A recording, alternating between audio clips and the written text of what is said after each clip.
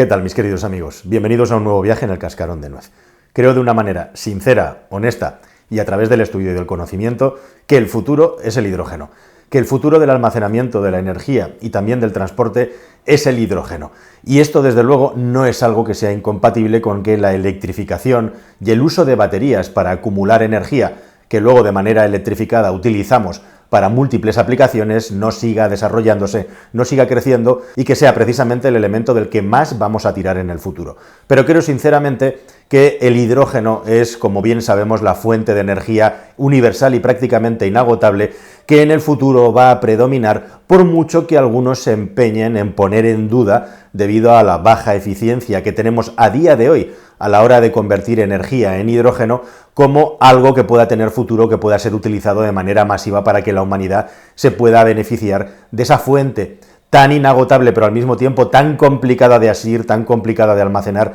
y de utilizar como es el hidrógeno. Básica y esencialmente, el hidrógeno necesita de tres grandes componentes, de tres grandes soluciones a problemas que hoy no están resueltos del todo o están parcialmente resueltos. Uno de ellos, y uno de los más importantes, son tres, es la inmensa cantidad de energía que necesitamos para poder generar, para poder crear hidrógeno. Y eso precisamente, la energía necesaria para poder fabricar hidrógeno de manera masiva, ya estamos en ello y es en la que vamos más avanzados, puesto que ya tenemos importantes sobrantes de electricidad a determinadas horas del día y esto va a crecer de una manera exponencial en los próximos años y algo tendremos que hacer con toda esa energía, si no, el asunto de las energías renovables será un absoluto y rotundo fracaso como sociedad y como tecnología igualmente. En segundo lugar, tenemos que encontrar la manera de construir electrolizadores, es decir, aquellas construcciones industriales que utilizan el proceso de la electrólisis para poder transformar la electricidad en hidrógeno utilizando una materia prima que es el agua. Los electrolizadores son tremendamente costosos y aunque son altamente eficientes, la cantidad de energía que hace falta y lo costoso que es construirlos, entre otros motivos por los materiales especiales que hacen falta para poderlos poner en marcha, hacen que haya ahí un segundo escollo, una segunda valla muy importante para poder producir hidrógeno de manera masiva. Y el tercer punto, y no por ello menos importante, es el asunto de cómo transportamos el hidrógeno, de que cómo toda esta producción masiva de hidrógeno que hemos conseguido al final producir gracias a un uso de electricidad barata y también gracias al descubrimiento de electrolizadores baratos, acabamos transportándolo de una manera segura y masiva para poderlo aprovechar en demasía, especial y específicamente para el transporte, pero no solamente para ello. Bueno, pues como os decía, en este vídeo te voy a hablar de dos de las tres soluciones necesarias para que el hidrógeno sea una fuente verdaderamente energética y también de almacenamiento de energía lo suficientemente económica y segura como para que se pueda masificar, de dos avances súper importantes que además se están desarrollando en España. Y este es uno de los puntos clave, porque precisamente España tiene un potencial tremendo precisamente por la cantidad de energías renovables que podemos generar para ser autosuficientes. E igualmente también la intermitencia de las energías renovables y la no intermitencia, pero estacionalidad diaria de las energías renovables vinculadas al sol por la radiación solar, hacen, como digo, que se nos escape por las manos como el agua la cantidad gigantesca de electricidad que estamos generando y sobre todo que vamos a generar en los próximos años. Como os decía en un vídeo anterior, en España solamente la electricidad que se genera en los tejados ya equivale a toda la energía que generan las centrales nucleares que hay funcionando en este país. Y esto, por decirlo de alguna manera, no ha hecho más que empezar. Así que si os parece, vamos directamente a ver cuáles son estas dos soluciones en los otros dos estadios siguientes, porque al de la electricidad acabaremos llegando y de hecho ya estamos llegando muy pronto. Vamos a ver qué hay de nuevo en el asunto de los electrolizadores e igualmente también en el transporte del hidrógeno. Bueno, no solamente somos el país candidato a ser el rey del hidrógeno a nivel mundial si invertimos lo suficiente por el tema de las renovables, sino porque además en nuestras universidades y en nuestros magros departamentos de investigación, que en muchas ocasiones trabajan en precario respecto a otros países, somos uno de los países más avanzados por tradición en la investigación de la química e igualmente también en la investigación de las aplicaciones de la cerámica para nuevos compuestos y para nuevas aplicaciones industriales y tecnológicas. Y justamente dos estudios en los que ha participado el CSIC español, el Centro Superior de Investigaciones Científicas, traen nuevos hallazgos súper interesantes, súper importantes en lo que se refiere a la producción y transporte seguro del hidrógeno. Y empezando por el primero de ellos, este es un estudio en el que han participado investigadores del CSIC junto con investigadores de otros centros internacionales de primer nivel y que se ha publicado en el Advanced Energy Materials y también se ha publicado en Nature Communications. Uno de los motivos, probablemente el principal, por el que los electrolizadores, donde se produce el proceso de electrólisis en el que el agua se acaba separando en sus moléculas entre hidrógeno y oxígeno, es el iridio. El iridio es uno de los materiales primos más escasos que existen y también más costosos de conseguir y que además está muy poco repartido por el mundo en lo que se refiere a la extracción. En definitiva, el iridio es muy caro y muy difícil de conseguir. Para que te hagas una idea de lo caro que es, 32 gramos de iridio, más o menos, redondeando, lo que se llama técnicamente una onza Troy, cuestan $4.600, 32 gramos de iridio, echa cuentas. El iridio es uno de los elementos fundamentales para que las membranas PEM, que es la tecnología que tenemos hoy en día más avanzada en cuanto a electrolizadores, funcione no correcta o incorrectamente, es que las membranas PEM necesitan iridio. ¿Qué son las membranas PEM? Bueno, pues son unos lugares de intercambio en los que se produce una reacción química por la que se realiza un intercambio de protones. PEM viene de Proton Exchange Membrane, y es justamente en esa membrana donde está toda la ciencia, toda la alquimia, toda la tecnología y el coste que tienen estos electrolizadores que permiten, mediante la electricidad que llega de las renovables y el agua que introducimos en el circuito, poder generar hidrógeno con un nivel de pureza altísimo. En el electrolizador que visitamos aquí en este canal hace un tiempo, te voy a poner el vídeo al final del mismo, se llegaba a una pureza del 99% en el hidrógeno. Bueno, pues justamente lo que ha hecho este equipo de investigadores es encontrar una alternativa, un catalizador metálico. Después de muchísima investigación, estamos hablando, y ahora te lo cuento, porque más de 10 años de trabajo para encontrar una aplicación a un catalizador que finalmente es capaz de reducir en 10 veces la cantidad de iridio que lleva un electrolizador. Quiere esto decir que esta investigación en un laboratorio ha reducido por 10 de un golpetón, de un borrón, directamente el coste de construir la membrana de un electrolizador, lo cual es un avance científico espectacular. Son 10 veces menos de iridio, o lo que es lo mismo, por cada 2 miligramos de iridio que necesitan los electrolizadores, aquí ahora solamente hacen falta 0,2 gramos. Todavía no se ha conseguido sustituir del todo, pero el salto es impresionante, espectacular. Y esto, como digo, tiene el potencial, si se escala al mundo industrial, que esperemos que sí, de reducir por 10 veces el coste de construir la parte más sensible y complicada de un electrolizador, que es la parte que está formulada con iridio. Igualmente, en los últimos tiempos, en la UPV, que tiene departamento de investigación sobre nuevos materiales y cerámicos impresionantes, se está trabajando en nuevas componentes, en nuevas tecnologías para sustituir a estas membranas de iridio en los electrolizadores PEM, que son tremendamente prometedores. Y esta es una de las cosas en las que me quería detener un momento nada más, para contarte que de la misma manera que el avance en la tecnología de la fabricación de baterías y el almacenamiento de la electricidad no para, y cada vez tenemos mejores tecnologías y más baratas, con el asunto del hidrógeno pasa exactamente lo mismo. Los centros de investigación están encontrando nuevas maneras de poder conseguir el hidrógeno de una manera más barata. Y probablemente entre 1 y 2 décadas estas tecnologías estarán listas ya para ser introducidas, y allá para el año 2045-2050 el mundo del hidrógeno estará en un punto muy parecido al que tenemos hoy en día en la electrificación, si es que no ha avanzado antes. Pero si este hallazgo del catalizador del iridio es interesante, más interesante todavía es reconocer, como dicen los investigadores del CSIC,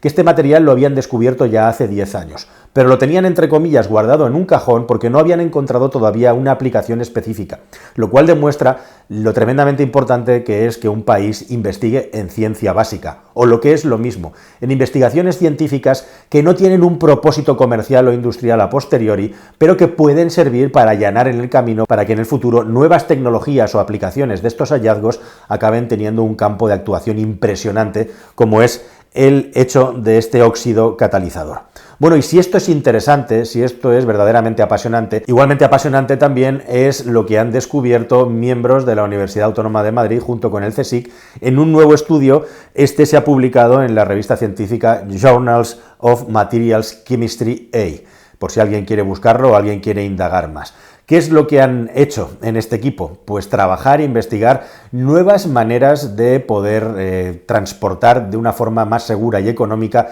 el hidrógeno, que es uno de los grandes problemas que tenemos. La increíble volatilidad, el escasísimo peso del hidrógeno hace que se escape, que sea muy difícil almacenarlo durante tiempo, aunque sea de una manera muy controlada, e igualmente también su peligrosidad asociada a las altísimas presiones a las que se tiene que transportar, precisamente porque por su bajo peso hacen falta muy altas presiones para poder llegar a unos almacenamientos suficientes, como por ejemplo para poder mover un coche o un camión, ¿no? Así que se estudian muchísimos precursores, muchísimos transportadores del hidrógeno que luego sean reversibles, es decir, que sean capaces de separarse fácilmente de las moléculas de hidrógeno para poder obtener hidrógeno puro y así poderlo aprovechar con el mínimo residuo. Como sabéis, en este canal y en el canal de automoción que regento hemos hablado muchísimo de cosas como el amoníaco, que es uno de los grandes productos que mueve el mundo, e igualmente del metanol. Y hoy vamos a hablar de, en este estudio, el hallazgo del ácido fórmico como transportador idóneo o muy interesante para el hidrógeno.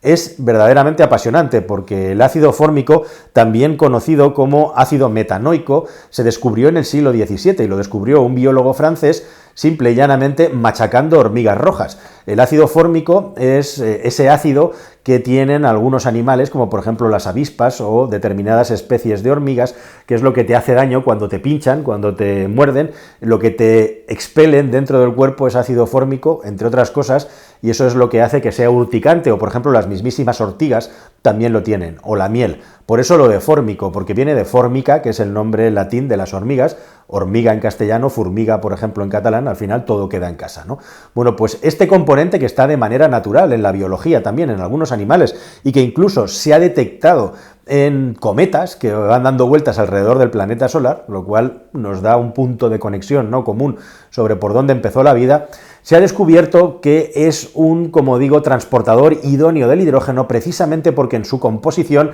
es el que menos cantidad de carbono tiene, de todos estos componentes que son hermanos como con el metanol. De hecho, su composición química natural o teórica, podríamos decir académica, es CH2O2. Con un solo átomo de carbono por cada molécula, que es fácilmente eliminable una vez que hacemos en la reacción el proceso químico. Bueno, todo esto lo han llevado a cabo mediante un sistema de catalización estructurada que además han conseguido construir con una impresora 3D, y lo que han llevado a cabo es un proceso posteriormente el reversible de deshidratación catalítica en el que han sido capaces de separar las moléculas de hidrógeno de las de oxígeno y de las de carbono, que como digo en este caso son muy escasas. El resultado de todo esto es un hidrógeno puro en unas cantidades que oscilan entre el 81 y el 99% de pureza, lo cual es una grandísima noticia porque todo esto está sucediendo a temperatura ambiente. El ácido fórmico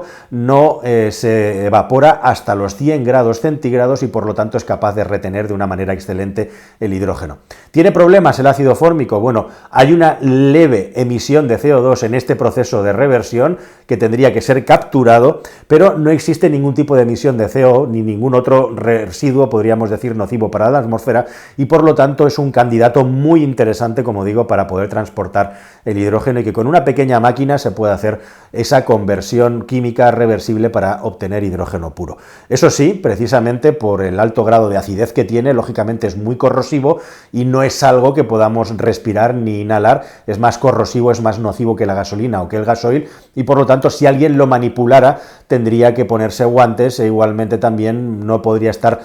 un tiempo indeterminado dentro de un lugar cerrado respirando los vaos o estando cerca de este componente, porque acabaría teniendo problemas serios de irritación, de la misma manera que no lo puedes ingerir como tampoco puedes ingerir gasolina, ¿no? Pero sí es más tóxico que la gasolina y por lo tanto su manipulación debería de ser más cuidadosa, porque por su nivel de acidez puede llegar a provocar quemaduras si entras en contacto con él. Y esto es algo, por supuesto, que hay que tener muy en cuenta también a la hora de pensar en él como un posible sustituto, por ejemplo, de la gasolina o de los combustibles. Pero bien es cierto igualmente también que estos procesos de reacción, de reversión en los que volvemos a separar el ácido fórmico del hidrógeno puro, lo que nos quedan como residuos, se pueden producir en los lugares donde se dispensan estos combustibles, e igualmente también que lo que acabe en el depósito de tu vehículo, de tu camión, sea sin más hidrógeno puro en estado gaseoso. Bueno, son avances, como digo, científicos, son avances tecnológicos muy prometedores que todavía van a necesitar su tiempo y su desarrollo. Precisamente en el transporte del hidrógeno se está estudiando muchísimo, se está pensando también en espumas, se está pensando en geles, se está pensando en multitud de componentes orgánicos para ver de qué manera se puede transportar. Y ojo, porque estamos en un momento dentro de la historia de la humanidad en el que además, y al igual que con el desarrollo de las baterías, la aplicación igualmente de la inteligencia artificial a todo el conocimiento acumulado en lo que se refiere a moléculas y a química va a hacer que se acelere de manera espectacular posibles candidatos y precursores de la utilización del hidrógeno. Que, como digo, al final, por una cuestión de conveniencia, dejándonos de lado ya la eficiencia, va a acabar siendo el motor que va a mover el mundo. El gran asunto, la gran pregunta, la gran cuestión es cuánto tiempo tardará, cuánto de largo será la transición y, entre medias, cuánto tiempo viviremos en el mundo electrificado, que es en el mundo que nos toca vivir ahora. ¿Serán lustros, serán décadas o serán siglos? Eso no lo sabe nadie, pero bueno, yo por lo menos espero poder, si no contártelo en el canal, al menos llegar a saberlo, porque me encantaría antes que me toque dejar el paso a otros. Nada más, querida familia, espero que toda esta información te haya parecido interesante y nos vemos en un próximo viaje aquí en el Cascarón de Nuez. Hasta el siguiente, querida familia. Adiós.